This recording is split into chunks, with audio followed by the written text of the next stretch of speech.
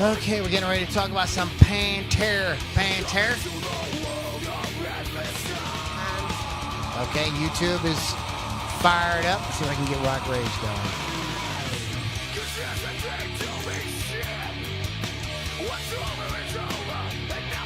Pantera. The terror of the pan. And see if we can get Twitch going too. Twitch. Start twitching.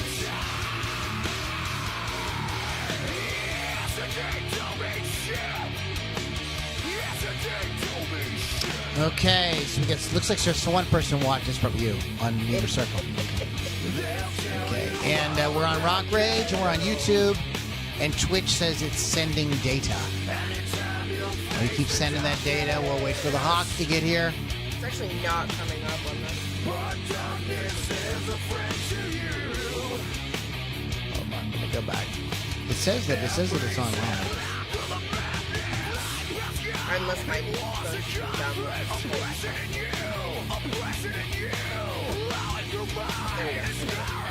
Okay. I got it.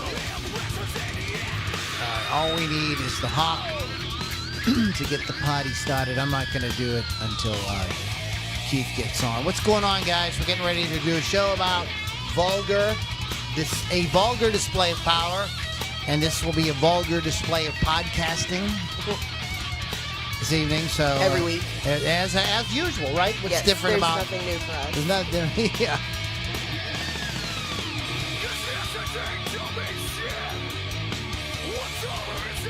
This is funny how it worked out that it's Daryl Abbott's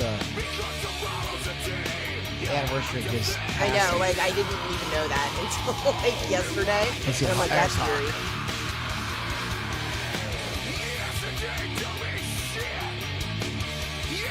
You there, Hawk?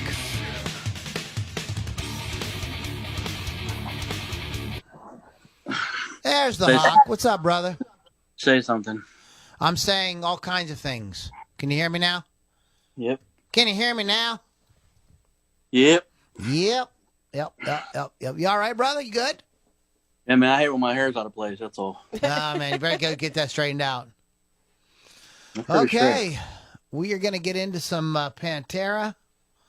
Pantera. So, let's go ahead and get this out of my face. No, I don't need Adobe Flash Player. Okay, that will not be necessary for today's podcast. Okay, check your mic. Check my mic. Check it. Check on the check. Okay, and Keith, say something. Something. Got it. All right. In the way she moves. Something in the way Pantera rocks hot. Okay, here we go. On this week's Loudini Rock and Roll Circus podcast, Lily, Loudini, and the Hawk will discuss 10 or maybe a few more things that you didn't know about Pantera's vulgar display of power. Get ready to rock out with your talk out. It's the Loudini Rock and Roll Circus.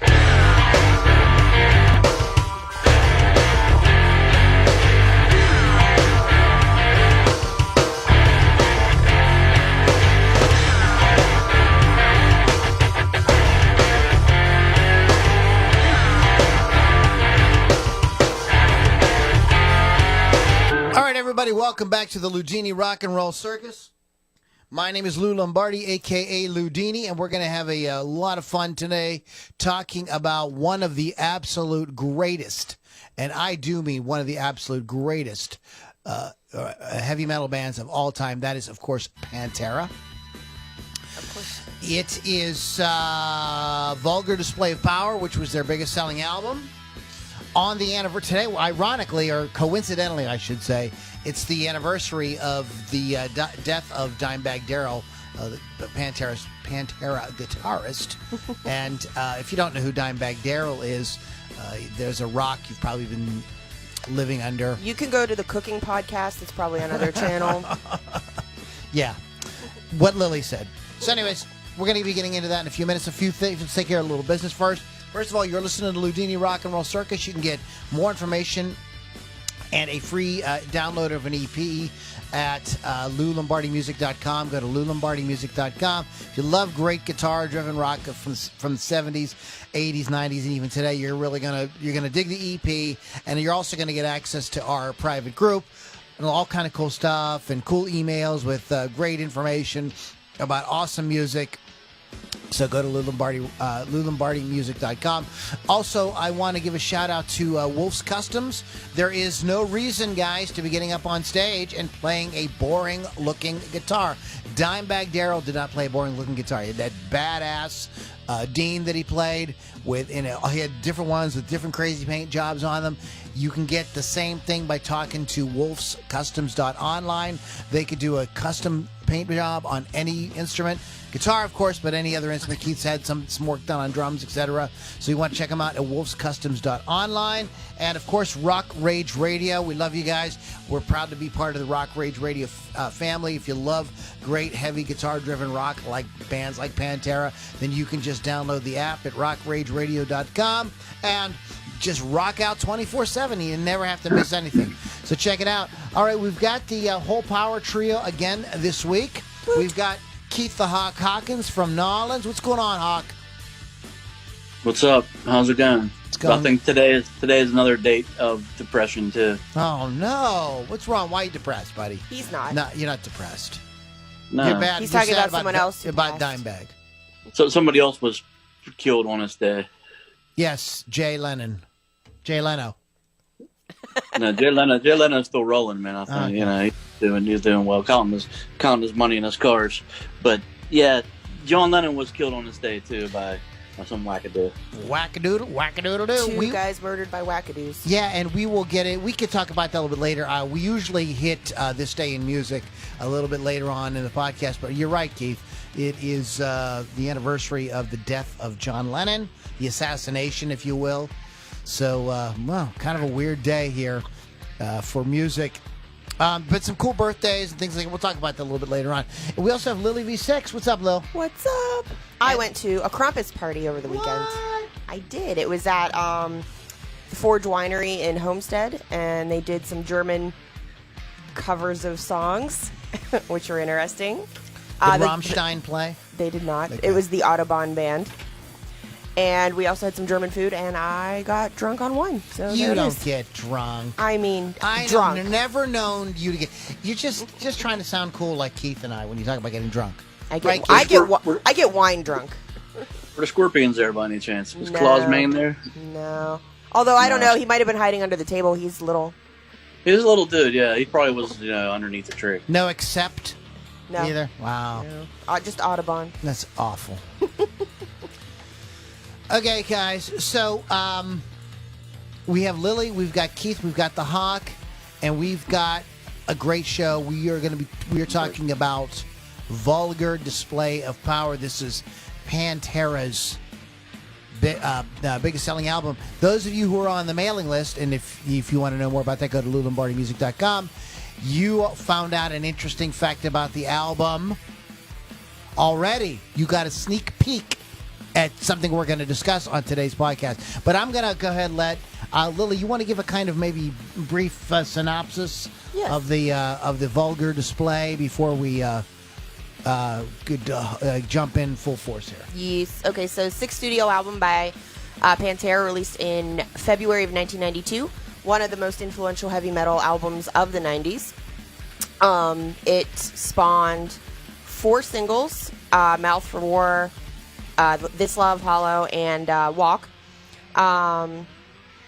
Drummer Vinnie Paul said that the Cowboys from Hell was really close to the definitive Pantera sound, but they wanted to make the heaviest record of all time, which is, I think, is something they succeeded with Vulgar Display of Power. So, good stuff. There is an unheard track that didn't come out till 2012 called Piss, which is not on my track listing for the evening, but because it's not on the original. Received critical acclaim. Many critics have praised Darrell's guitar work on the album and his heavy riffs and tones, and it does set the tone for the album. Did peak at number 44, and it is their best-selling album of all time. Went double platinum. Wow. Good stuff, Fancy Lil. stuff. Good stuff. So, who wants to start? We have this sort of background of it. You guys want to go? Why don't you guys want to go track by track and talk about each song? Sure. We could do that. I mean, I got some other little factoids that Go ahead, Keith. Go ahead. Can be discussed. Throw some factoids at us, buddy. Let's discuss something which I never really knew the true story behind, but as in a little research, let's discuss the cover of the album. Yes. It's a very interesting cover. Someone getting punched in the face, and it looks pretty real. But it was we'll say a urban legend or just a old tale out of school. We'll say of that person actually being punched in the face 31 times, being paid a whopping friggin' $10 a pop, if you excuse the pun. But I think that's after reading a little bit, I think that's bullshit. That's kind of not true. Yeah, they debunked that and said it was an actor. The guy who took the photo said it was just an actor. The dude wasn't even being punched. The things they can do. Yeah. No faces were harmed in the making of this album. Vinnie Paul liked to tell that story that the guy got paid $10 and all that stuff per punch. But this is the kind of like I don't know. It's a kind of fun story to sort of spread, right, about your album. I mean, why not? That might make more sales. Who knows? If you interesting story, But I mean, I never really knew if it was true or false. But after reading a little bit about it, it's definitely it's a non-fact. So it's we're just going to go with it. But if you want to believe it, then it's up to you. Another cool thing is the title was actually taken from a line in The Exorcist from 1973. I thought that was cool. I didn't know that till I read about it yesterday. If you're on my mailing list, you would have got an email where I said I'm not on your mailing list. The devil named Pantera's album. No, I'm not on your mailing list. And when the priest asked Regan McNeil, why don't you just break the straps if you're the devil? And he would see that would be way too much a vulgar display of power. Right, legit. And that is freaking cool. That is freaking cool.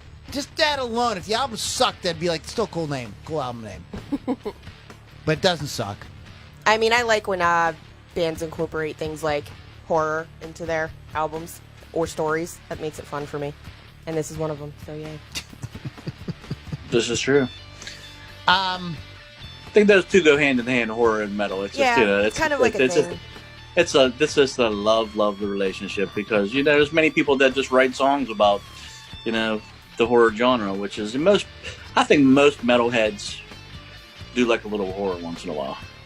That's horror with an H, in case you know what's funny is I have actually interviewed a bunch of bands, a bunch of metal bands, like unsigned bands who actually don't even watch horror, because I'll ask them sometimes, what's your favorite scary movie, and they're like, oh, we don't watch that stuff. I'm like, what? That makes zero sense, but all right, cool. Crazy. I mean, then what's your favorite movie? If they say old Yeller or some light-hearted Disney shit, then I'm gonna have to talk to them. It's never been something that soft. It's like Pulp Fiction or something, usually typical like that. But it's it was just surprising when I get that, and I get that more often than not. Which is sort of surprising. Another little factoid, if you got a minute, is the songs by Demons Be Driven actually appeared in a movie in 2015 called The Big Short. Oh, wow. I saw that movie. Christian Bale actually learned the drum part because I've never seen it. I'm just going on what I read here. Christian Bale had actually learned the actual drum part of the song for that role. So that's a pretty interesting little tidbit there for you. It's Christian Bale. He's effing Batman. I mean, he can do whatever he wants. If you would, I think you'd like that movie. You should see it, Keith. I'll check it out. It's one of the ones I've really never even heard of. I like Christian Bale and a lot of stuff he does, so it's probably something I would enjoy. It's it's like a 4 or 5 like big name actor ensemble cast, and you might want to check it out. What I think is interesting too about this album is when they promoted it, the tour was with Soundgarden and Skid Row. Like, how unmatched is that? That's I've read that too. That's an odd little trifecta there. That's like I said, that's something we talked about long ago. Sometimes people just don't think before they just pair of bands together on tours. They just want to make money, and they say, "Hey, this is the closest we can get to what you are matching you up time. with somebody." No, another thing that surprised me is that actually this said that it was their 6th studio album. Yeah, but only their second one.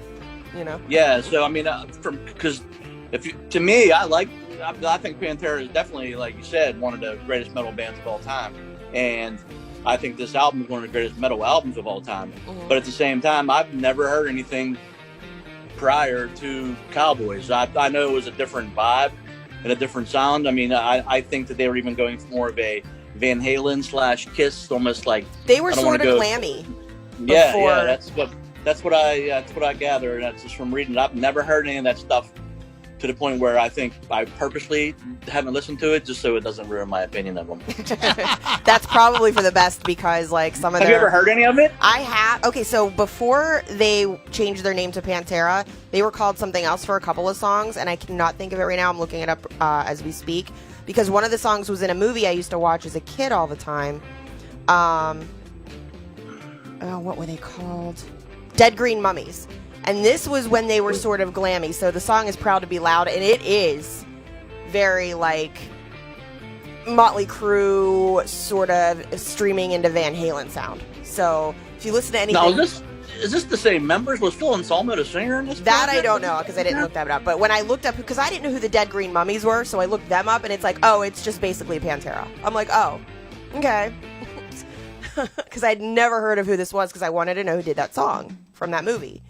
So I didn't actually look up the members, but it's just Pantera with a different name. I'm like, okay. I don't know, but I don't know. I know Phil Anselmo, because I met a guy here a while ago that claimed to know Phil Anselmo, and he's from the New Orleans area, and he just says that Phil would just show up at somebody's random house party when the Pantera was huge, and just talk shit and just be all crazy, just like a regular dude. But he basically just kind of worked his ass off until we got the Pantera gig. So it is. Oh my God, it really is with Phil.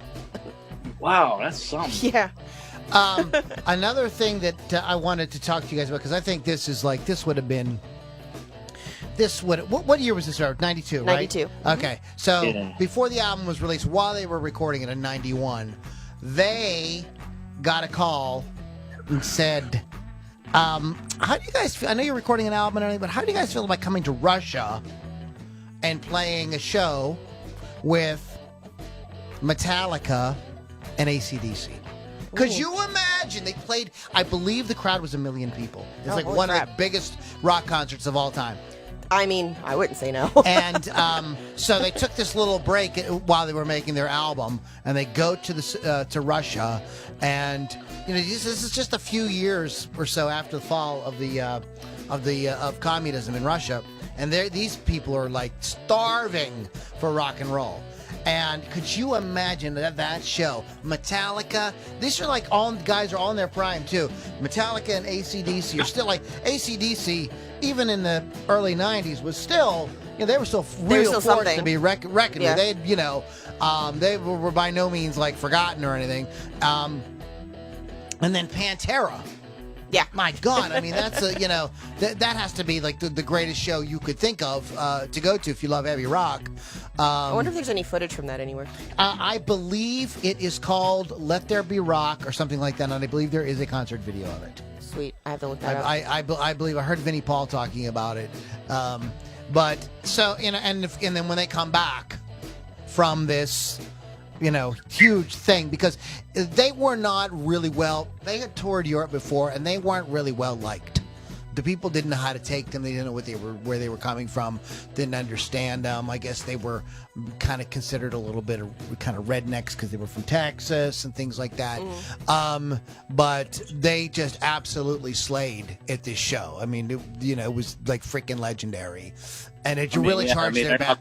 Gorky Park, for Christ's sake. Speaking of Russia. Yeah, and it was a giant success, and it really charged their batteries. They were they were like kids at Christmas when they got back to the studio, and it really kind of fueled their desire to just get in there and make this amazing album. That's cool. Yeah. Cool stuff. So what do you got? We don't want to do the tracks now? Are you guys ready to do the tracks? You want to talk about anything else about the album? I wanted to give it. I always love to do this producer thing. It was produced by Terry Date, who's like a master metal producer, and he worked on several of their other albums too. I mean, the Great Southern Trend Killer. Pretty sure he did Far Beyond Driven. I don't quote me on it if he did Cowboys, but he definitely did several of their albums, and he gets that metal sound, man. He did work on Cowboys. And that's another thing too to get a little musical nerdish about. I'll be quick though, and you might even find this interesting, Lou. Did you ever notice that when there's a solo going on, there's no real rhythm guitar track in the background? Right, they did not put in rhythm guitar. It was one thing that was everybody knew was they would not put rhythm guitar in because they want it to be more like how they played live, where there was no rhythm guitar. Yeah, that's what I'm thinking, because I'm listening to it, and then I think that they've done this on probably. I'm not saying on, maybe they've done it on all their albums. I guess I haven't paid attention enough to where it's like, when you hear like he starts doing his solo thing, and all of a sudden all you hear is the rhythm section in the background. It's very interesting because there's nothing to like really. I mean, even though it's heavy as hell, you would think that a rhythm guitar track would just make it heavier and give that killer sound and give it more thickness. But it's interesting to hear how there's really never any rhythm guitar track in the background. Well, I think what I like about that too is it makes it really stand out. It also makes Daryl's solos really stand out. I mean, I think that I think that more bands need to consider this, because it really makes a solo pop, because there's no other guitar, no other sound taking up that sonic space. So all of a sudden, that's all you've got. It's like the lead vocal there. And I think this is one of the reasons why Daryl rose to such acclaim as a guitar player, and even to this day is so venerated. I mean, he is definitely one of like the metal gods. He's one of the guys that just like so many people try to emulate. So many students want to learn how to play like, etc. The other thing I like about that is you can really hear Rex's bass tone when that happens, and you go like, oh, no, there's bass. Because sometimes it's a little questionable. That's the thing that's cool about it, where like a lot of bands just don't take that approach. But at the same time, it's definitely interesting, because not only did I think he was a great guitar player, but I think that his solos are always very interesting. It's not just like a shred to shred kind of thing a lot of times. He just does interesting like scales and just very interesting harmonics, and his use of like just the cool layered sound, where the solo in the song is actually, whether you're a guitar player or not, I'm a freaking drummer, and I listen to these guitar solos, and I just think they're captivating. Yeah, he's a monster. The other thing about Daryl, real quick, is while a lot of guys during that era of metal were, sort of taking the, sort of neoclassical kind of approach, a lot of minor scales, harmonic minor scales, real dramatic stuff. Daryl's playing, and when you strip it down, is essentially he's playing the blues.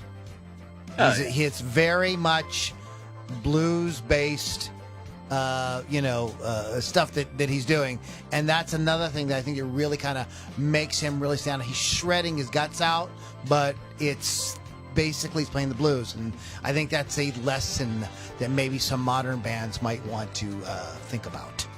So, I'll just say that. So, are you guys ready to get into the track? I'm not trying to push you guys. If you want to get into the tracks, we'll talk about something else. I'm cool. No, I think that, before we get into the tracks, I think that this album came along at a great time, because I think that, I'm not exactly sure of the date. I mean, I should be slapped, but of where the Black Album came up. Metallica kind of left the void for metal, I think. When they did the Black Album, I think that they were laughing all the way to the bank, but that was a lot more commercial, and it made metal go to more of a mainstream, where I think genuine metalheads started just disowning Metallica at that point, and they needed something to like rescue them. And this album probably, in a lot of ways, was like a savior for metal. It was just an album that came out and ripped your freaking head off. I agree with that. It rips your head off for sure, and it does step in and fill a gap. You're absolutely right. The void was there, because I mean the kings of metal, probably will arguably always be Metallica, but it's a thing where a band comes along like Pantera, and they're just raw. They're not going, and like I put Slayer in that category too, where they just march to their own drummer. You know what I mean? It's like they do their thing. They're not going to strip it down and do what the masses want, but they're still appealing to people enough to. Yeah, absolutely. Yeah, so. It's also a lot of bands took the Pantera sound and went and did their own thing with it.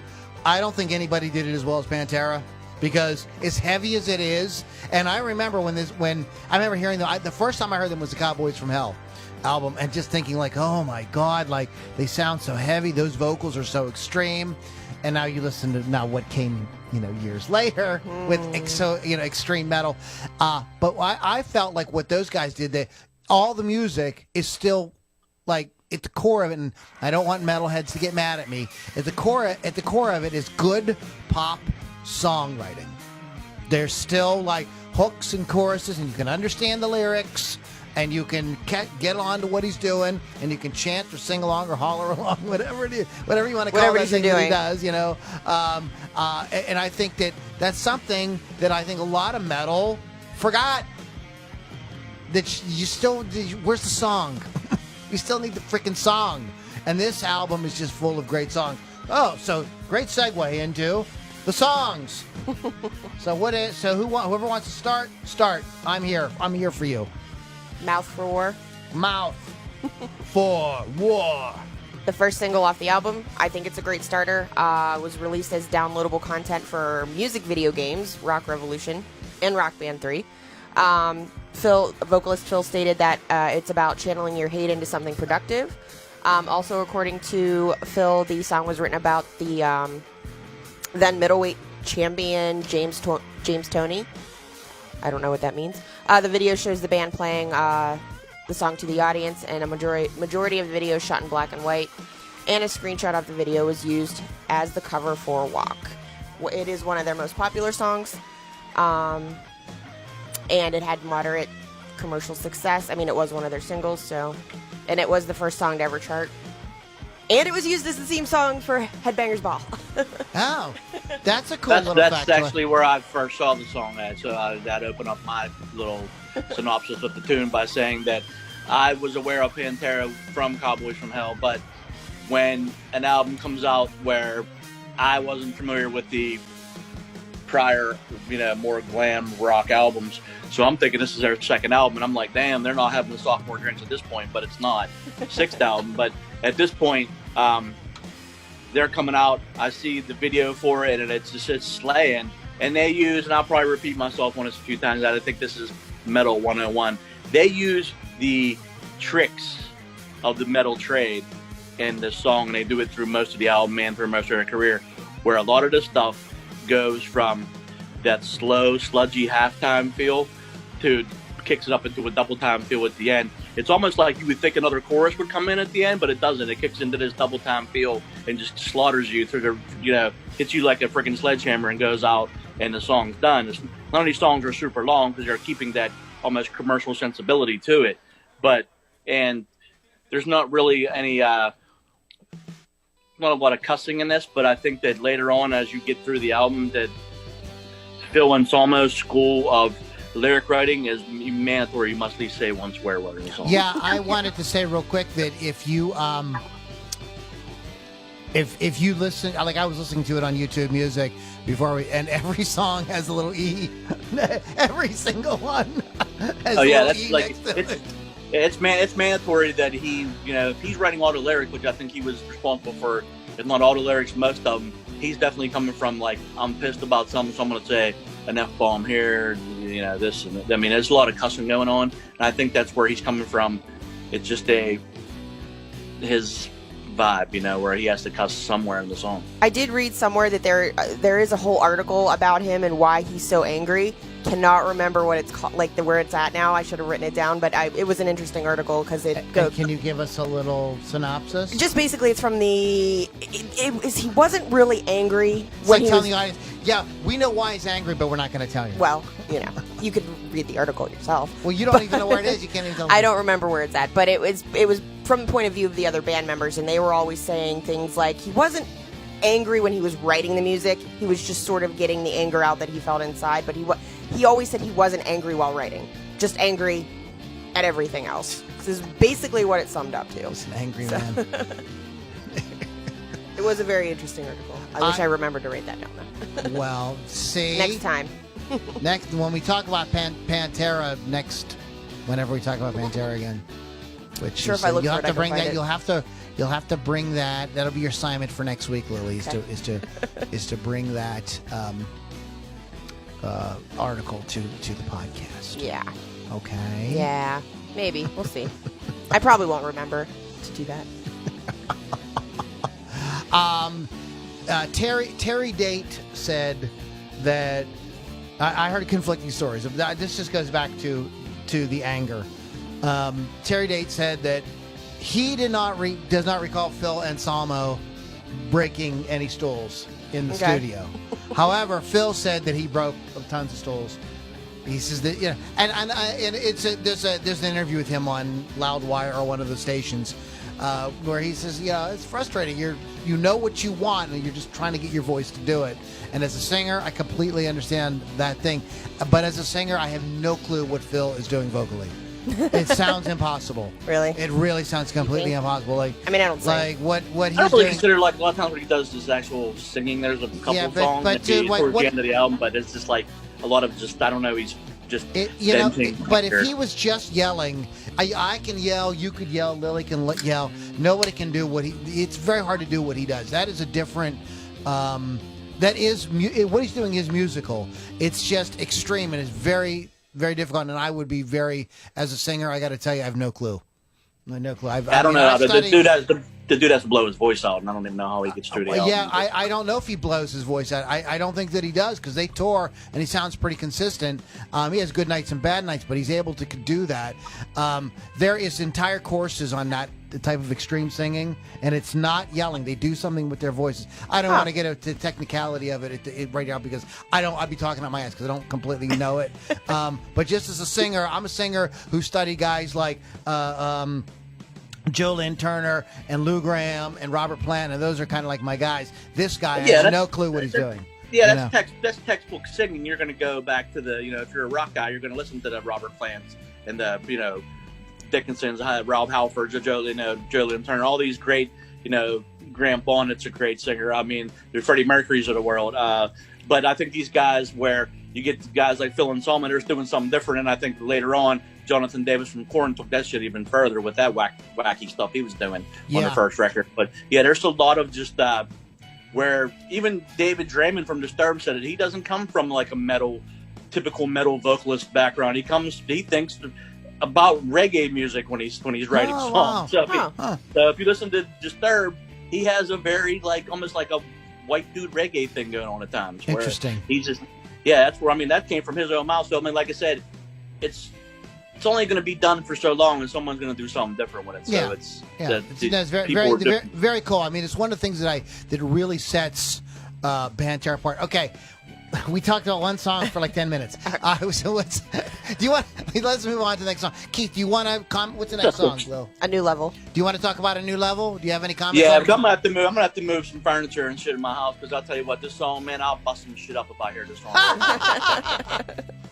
I mean, this song today, I'm hearing this, I almost flipped the freaking table over because this song will just get your adrenaline flowing. You could be half in a coma and you can listen to this song and your ass will snap right out of it. So if you know anybody that's doing bad, play this song for them, they'll pop right out of it. I think this is one of the greatest metal riffs of all time. This song's so heavy, it's just, it's killing. And I think, if you'd have put this song anywhere in the album, it's just going to be an eye-opener, man. I can't believe this song wasn't like the debut single, like the first single off, to be honest.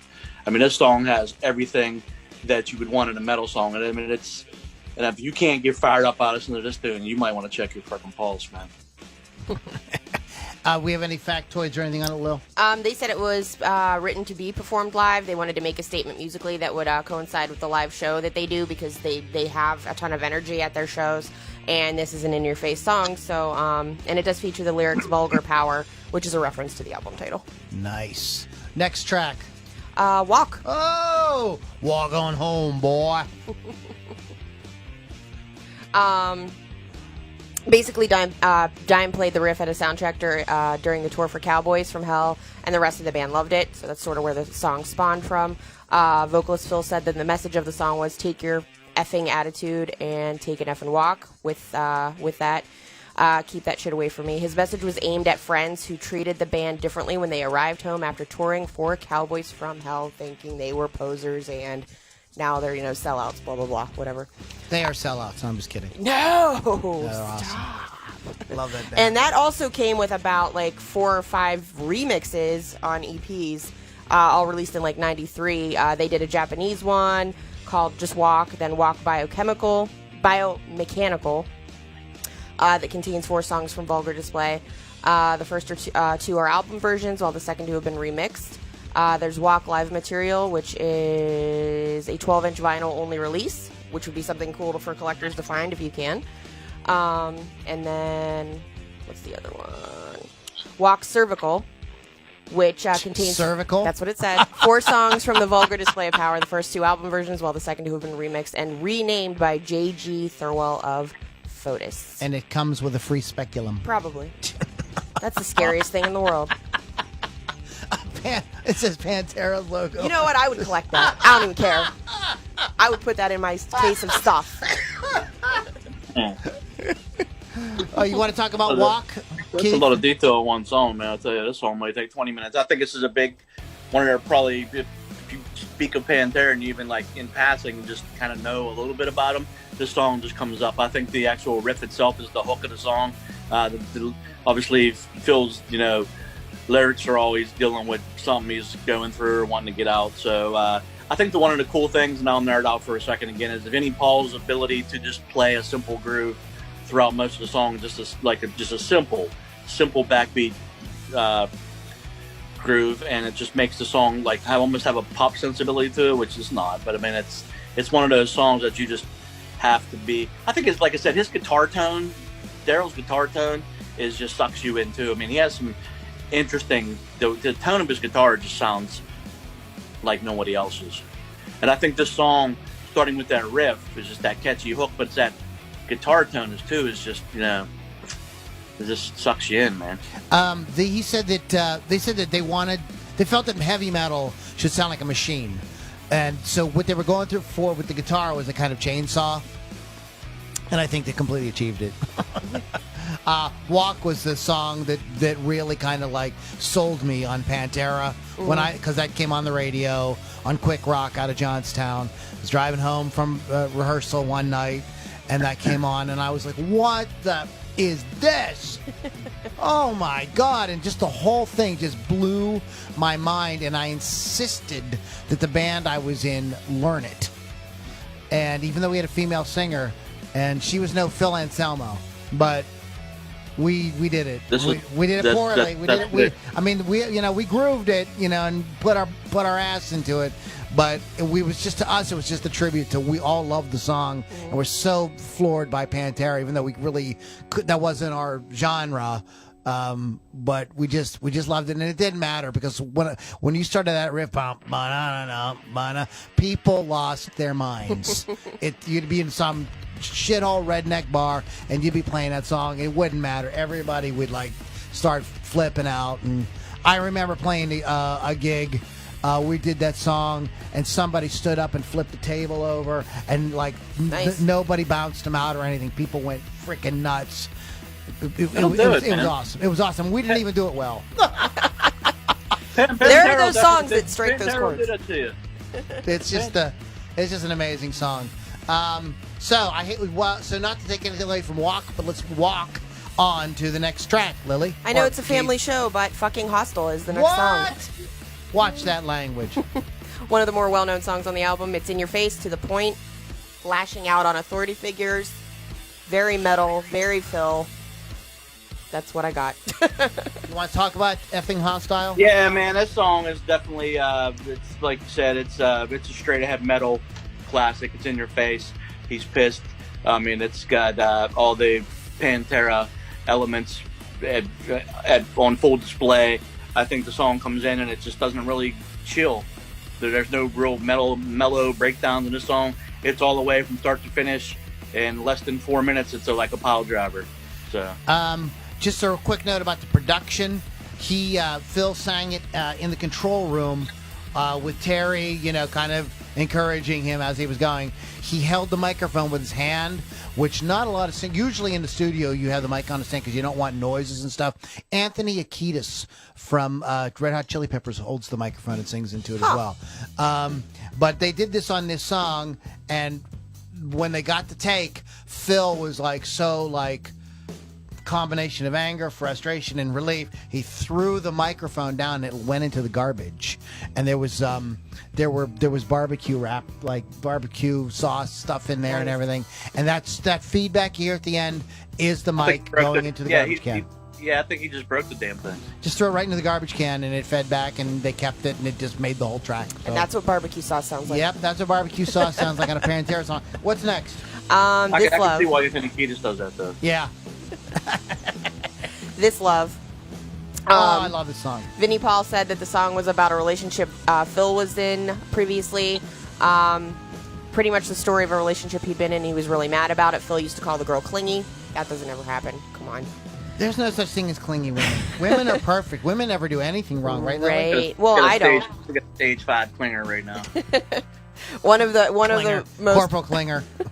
One of the band's most well-known songs, of course.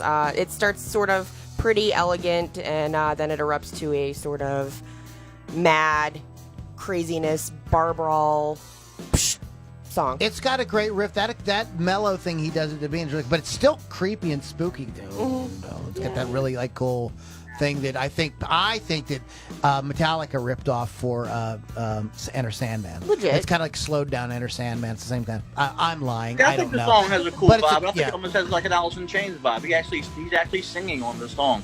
I mean, until the middle where he screams his ass off. But I mean, it wouldn't be Pantera without Phil screaming. I mean, that's his middle name, Phil Screaming. So that's his signature. Phil can do traditional singing too. He can sing. You ever heard their version of Planet Caravan?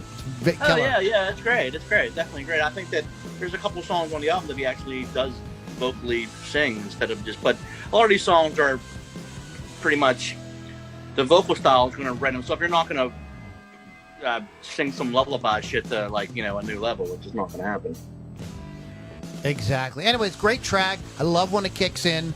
This is a favorite on Ozzy's Boneyard on Sirius. They play it all the time, and I always crank it. Great track. What's next? Rise.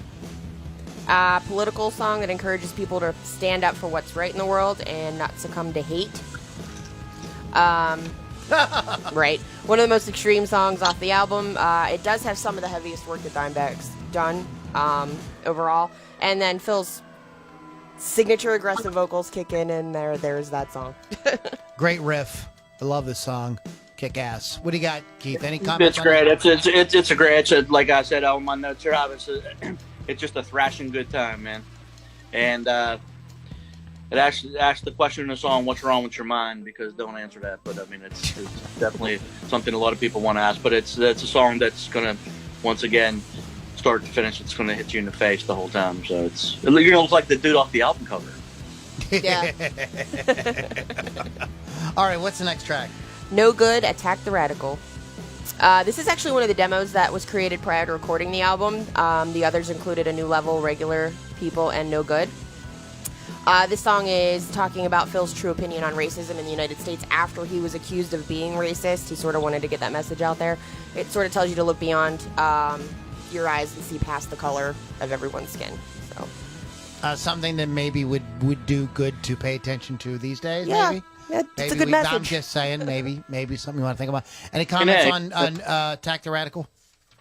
It's definitely as I heard from the lyrics too. I didn't read up on it too much, but just listen to the lyrics. It's definitely like that anti-racism song. I mean, he's a white guy from the South, so maybe you get that label once in a while. But it's another song that just comes in, and it's got some talking vocals. We'll say it's more talking vocals in the beginning, and then it just starts to explode into like him just getting it all out once again. He's just getting it all out on this album. It's It's unfortunate because even recently, I've seen articles pop up and people make comments that, Phil's a racist and stuff like that. Yeah, I've And seen a people whole bunch of them. still bring it up. Nobody wants to let that stuff die. So just tell people, listen to No Good Attack the Radical, and that would be the end of that story. What's next? And boom goes the dynamite. Live in a Hole. Songs about the struggles of individuals over You said hole. With overwhelming social anxiety. In the song, they're choosing to isolate themselves because it's the only answer and seems to work, but it doesn't really work because there's still your insides like struggling. So it's like a never-ending sort of cycle of crap, and I can really relate to it because that's something I used to have several years ago, probably like 15 years ago. So I've had social anxiety, and now I'm cured because obviously I do this stuff and very social butterfly. But it is a great song to listen to, sort of to get a grip on the struggle, I think. The struggle is real. Any comments, Hawk? Of course. This song has several cool riff changes, and it's just moody changes. I mean, the song starts with a ripping ass guitar solo. It's got some cool start-stop, I like to call vocals, where just like in and out. Very like just right on point. This song, I don't know how many takes it took him to get it, but this song is tight, and it's one of them songs I think just kind of flies under the radar. It's not going to be it's not the huge hit off the album, but it's one of them songs where I think it's just very precise in its delivery, and it's another just classic tune that probably is more of a B-side, but I think sometimes B-sides should be A. Yeah, I think this album is pretty much all killer, no filler for the most part. Like, there's really, I don't really hear any, like, places where they were kind of like, okay, well, they just put this in to fill up time. I mean, there's a shit ton of songs on it. Yeah, there's 3 more. Yeah, I mean, there's a lot of songs. This isn't some, like, 9 songs. This isn't a cash grabs album where you put like 10 songs, you're done. Yeah. Oh, what do you got next? Regular People. Basically, what I get from this song is Phil saying, screw the status quo, and everyone who's a poser needs to be pretty much put in their place. And you lose. Hey. Straw. Hawk. He said in this song, he says, I'll crush your rush. I rule you, fool. I mean, he's just definitely writing those kind of Phil Anselmo style lyrics where he's telling it like it is, and he's pissed about something. I think this is probably one of my more favorite tracks on the album. I just like the aggressiveness in it. Not that all the other songs aren't, but it's definitely a pissed off song, and I think that he delivers his point on this one. Great track. What do you got? What's the next one? By Demons Be Driven. This is sort of like a deep cut. This isn't like one of the more popular songs, I guess. I mean, I still like the song, and I don't think it's a bad song at all. It shows the band still can function perfectly together. The lyrics are a little bit like... I don't understand what the lyrics mean. So I guess vague is the word I'm going for, but it seems... I see a little bit of religion in there, but I don't want to speculate and say that's what it's about, because I don't know. You got anything on this one, Keith? Oh, Christian Bale playing drums. No, I don't know the exact meaning behind the song. It's got just another one of them ones that has a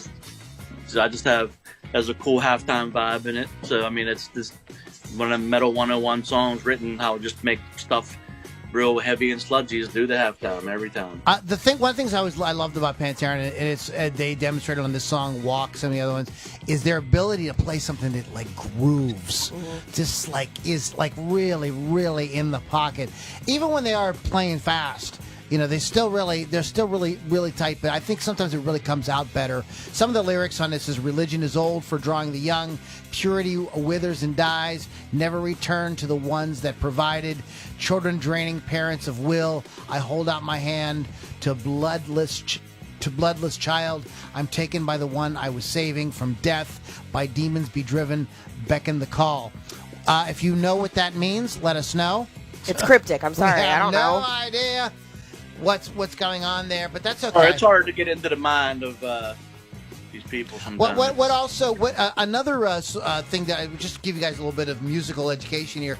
A certain approach to songwriting sometimes is not so much to try to say a message or tell a story, but to just try to put cool imagery together or put words together that sound cool or evoke an idea.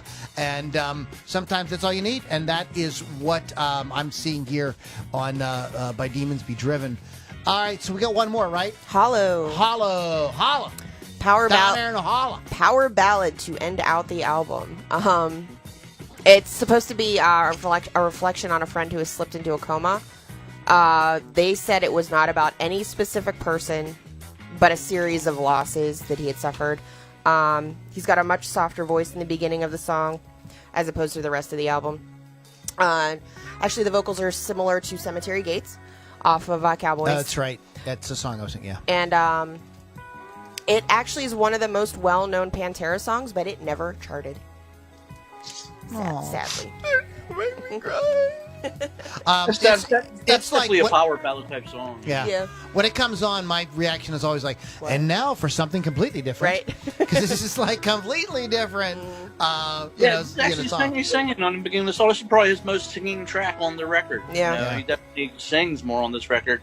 It's definitely about a loss. If you say it's about nobody in particular, but it is. You can hear it in the lyrics and just the pain that people feel when they lose whoever. That's right. We are not going to rank the tracks because it's just a great album top to bottom and it's kind of silly. But I think that we have some comments. We do. We get some throw a few shout outs. Chris Thunderwolf also said Corey Taylor was born on this day. Well, we were going to get to that. Right. Dimebag was going by Diamond. Daryl then switched when it got heavier. It actually is credited on the album as Diamond.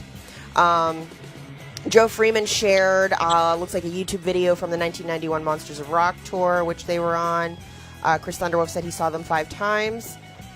And for By Demons, primarily he's taking a rebellious tone against religion and its ineffectiveness at drawing today's youth.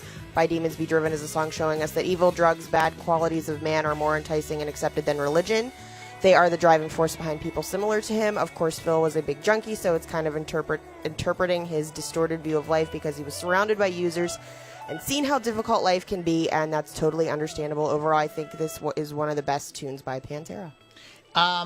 Yeah, he definitely struggled with heroin. Mm-hmm. Yeah, he had definitely some substance problems. That's something I've always heard about him. So that's something that maybe his pain was in his lyrics there. I did hear this. There was talk before the scamdemic got into full swing and Keith, I'm just throwing this out at you, brother, and Lily too, as a fellow musician, that there was going to be a sort of Pantera, not reunion, but a Pantera sort of tribute tour with Phil and Rex and Zakk Wylde on guitar and your boy Mike Portnoy on drums. Why is every time there's somebody fucking some void to fill, this dude just comes out of the woodwork and wants to cover everybody's drums? Jesus Christ, give it a rest, man. He wants to stay valid. I brought it up because I knew you'd have something to say about Portnoy. I knew you would. I always heard that, like, even when Vinnie Paul and Dimebag were still around, I always heard that they had, like, in and out relationships with Phil, man. Phil struggled with, heroin things for a year, and he just became a complete monster at times.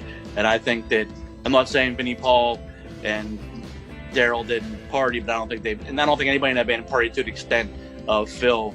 And I think that it was hard. It's probably hard to deal with an addict like that. So I just don't want to find out. Heroin, man. There's a reason why they call it the dragon or whatever. Yeah. You're dancing with the devil, man. Yeah, it's really, that's a whole other level, man. That's just a whole other level. So I hope that he stays clean and he's okay, and everything. It's just tragic. And speaking of tragedies, yay! It's tragedy time. You guys ready to hear about some cool? Oh, real quick. You guys, a lot of people you hear the we talked about the genres of metal a couple years ago. We did a thing on that, and one of them is power metal. Well, Pantera invented power metal, Yeah. and they had even had an album Called Power Metal. So these guys are the kings of power metal. So put that in your pipe and smoke it. From like 1988. That's right. On this day, we mentioned that this was the passing of John Lennon and the passing, of course, of Daryl Abbott, a.k.a. Dimebag Daryl. On this day in 1979, Styx went to #1 with the song that Tommy Shaw absolutely hates. Oh, I hate this song. Babe. And famously, Tommy Shaw said, I didn't think we needed to play Barry Manilow songs. On this day in 1984, Lily, Vince Neil from Motley Crue was involved in a car accident in Redondo Beach, California, which killed Nick Dingley? Razzle. Razzle. We know him From as Razzle. Hanoi Rock. We'll just go with Razzle. His name was Dingley, so that's why I went by Razzle. I don't blame him. British. Injured 2 other passengers. Neil was later sentenced to 30 days in jail, 5 years probation, $2.6 million in restitution. Wow. Good thing he was in a successful band. He got out of jail after 15 days. Courtney Love in 1995 appeared on ABC TV, Most Fascinating People, telling the presenter that she wished she had gone 8,000 million different things differently to have prevented the death of her husband, Kurt Cobain. Oh, you mean like paying somebody off? Yeah, I wish I wouldn't have paid that guy to kill him. You know, that's one Oh, of she killed him. Didn't she kill him? Yeah, she killed him. I knew it. Oh, man. Easily, if you own a handgun now, you can easily wipe prints off a gun, man. I've never done it, but I'm just saying. Let me see what else happened. In this day in 2016, Mick Jagger became a father again at the age of 73. Jesus. Wow. To a 29-year-old girl. At the age of 115, he's having a baby. Happy birthdays to Jim Morrison of the Doors. He looks great for his age. Happy birthday to Greg Allman. Another one looks great for his age. Wow. Happy birthday to Dan Hartman. Go ahead and say it. I don't even know who that is. You know Dan Hartman. I can dream about you if I can hold you. Yeah, he's a songwriter. A lot of people did his songs. Yeah, the fact that you know that is messed up. Yep, he's a songwriter. Phil Collin from Def Leppard. Now, he does look good for his age, and He he's alive. does. He's ripped. This dude has a six-pack, and he's like 65 years old. Marty Friedman, most famously of Megadeth. Great show. Been in a bunch of other stuff. Sinead O'Connor. Well. My God, everybody's parents were screwing and had rock star children. Corey Taylor. Happy birthday to him, too. So, all right, guys, that was this day in rock. Speaking of this day in music, I really want to bring up something real quick. I am so happy. This was a tough year for everybody, but we did something awesome this year, Keith and Lily. Every second week of the month, we did an album retrospective, and we have such awesome taste, Keith. Here are some of the albums that we discussed. Very eclectic, but yet all awesome records. Pyromania by Def Leppard. Yeah. Appetite for Destruction by Guns N' Roses. And then we switch gears for Bat Out of Hell by Meatloaf. I forgot. And then we switch gears again, Number of the Beast by Iron Maiden. Keith suggested this one right here, OK Computer by Radiohead. That was one I was surprised we actually went through. Yep. Shout at the Devil. Thank you, Lily. Van Halen. Right, that was the week before we lost Eddie. Then we had to do a show about Eddie. I Van Halen know. next We were week. super sad. Sozo by Led Zeppelin. Core by Stone Temple Pilots, and of course today's December. We did some good albums. So this is the last album for the year that we're going to talk about. I think there's 2 missing from my list. I can't find them, but we have. I think that we covered a lot of Sonic territory, and I want you guys to let us know if something you want us to continue to do. I like these episodes because I learn a lot, and I remember a great record that I hadn't thought of in a long time. So if you guys don't have any objections, we're going to continue doing it. I think. Yeah, I like doing it. I think it's fun. It's really cool. I really. I remember the one we did. You forgot was that Mel Tillis. So I don't know, I stutter when I sing. Nah, that's right. I can't believe I forgot that. Yeah. Damn it. And we did Weird Al Yankovic's album too. I can't remember. I think Weird Al's dope, man. I think for January we'll do Buckwheat Zydeco. I'll be sick. I'm gonna be sick that week. I Oh, can't my even God. use my birthday as an excuse because I my birthday's like know. 5 days before that. So there's really, I want to say a couple of things that I have listened to now, the new AC/DC a couple of times, and you know, hey, it's AC/DC. Hey, it sounds like AC/DC. It's them for You know, sure. it sounds like AC/DC. But it's nice that they reached #1. I thought that was very cool. Yep. So Keith, anything you want to, any final thoughts? Anything you want to add before we wrap up for today? You can just make 4 chords and one nice beat. You're good to go, man. Okay. Anybody's writing songs out there, don't get fancy. Don't get fancy. Just keep it simple. People like simple. Nobody likes fancy. That's what I think. Keep it simple, stupid. Kids. Unless you're a prog rock fan. Unless you're Mike Portnoy. He sounds better. He sounds better when he keeps it simple. Yeah, Winery Dogs, right? I think he sounds best playing like cover tunes or just straight ahead rock. And Lily, tell us about your show. I have a show Thursdays, Hot Licks with Lily 6 at 6 p.m. Eastern Time on Rock Rage Radio. You can download the app for free or go to rockrageradio.com. My 200th show is on my birthday, December 31st of this year. Congratulations. Oh, thanks. 200, man. Man, that is something. Let's have a drink. Okay. You don't have to twist my arm for that. And believe me, I'm not bragging or anything, but the Loudini Rock and Roll Circus has 624 episodes, 124,000 downloads. So thank you guys for supporting this. We really do appreciate it. How much? We have 124,000 downloads, over 600 How and about that? some episodes. How about that? Yep. So there's a, people are interested. People are paying I'm attention. still waiting for them to call me so I can get my big break. But hey, do something for yourself this week. I'm gonna tell you what to do. I'm gonna just kind of leave you with this thought. We talked about these great albums: Zozo, Number of the Beast, Bat Out of Hell, OK Computer, Pyromania, Appetite for Destruction, Shout at the Devil, Van Halen, Core, Vulgar Display of Power.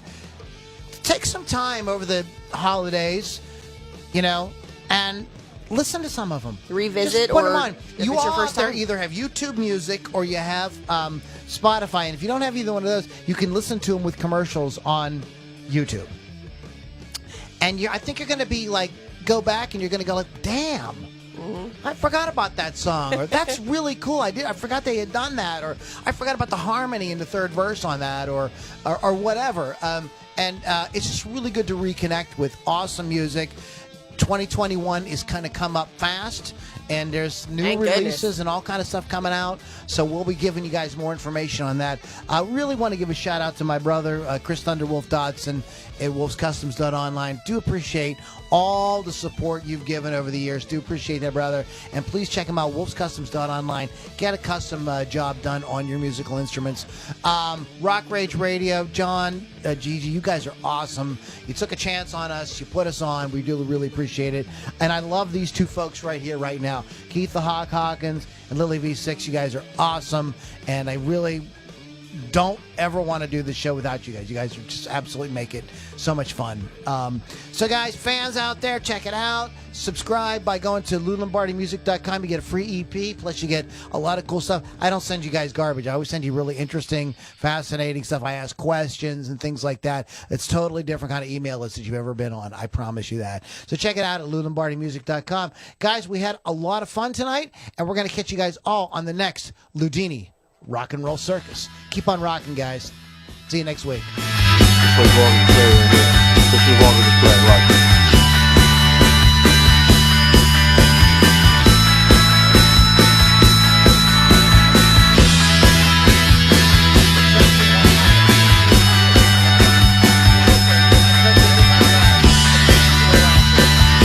I'm glad you didn't want to rank the tunes because I didn't even do it.